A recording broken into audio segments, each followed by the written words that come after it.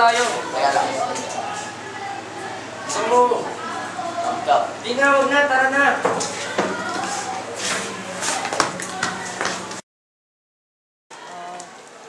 Nag-iisip mo ba? Oh, what?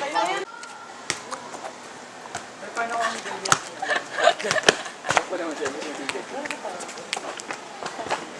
Aray! Wow!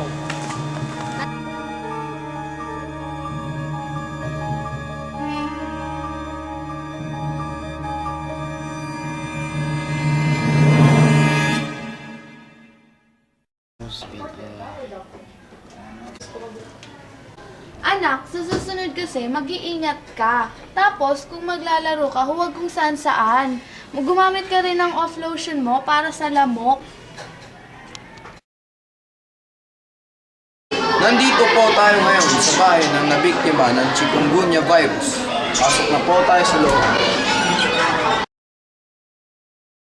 Magandang umaga sa inyo. Nandito po tayo ngayon sa loob ng bahay ni Miss Mondoy.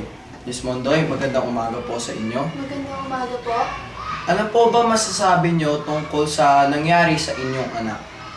Well, umuwi na lang ito na parang nanghihina na. Pagkatapos, tinanong ko kung anong ginawa niya. Ang sabi lang naman niya, naglaro daw siya doon sa may bakanting lote ng soccer. E napansin ko, doon sa may bakanting lote, maraming mga basura at mga naka-imbak na tubig. Yun lang naman, tapos pag-uwi niya, nanghihina na siya. Ano naman po sa inyong tingin ang mga sintomas ng kanyang sakit? Una, nagsusuka ito. Tapos, tinignan ko ang temperature ng kanyang katawan, nasa 40 degrees na. At pagkatapos, nananakit yung mga kalamnan nito.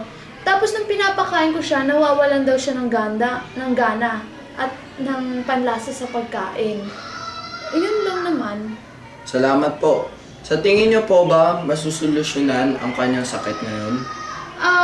Di ko masyadong sure, pero sa tingin ko meron naman. Iiwas na lang tayo sa may mga basura.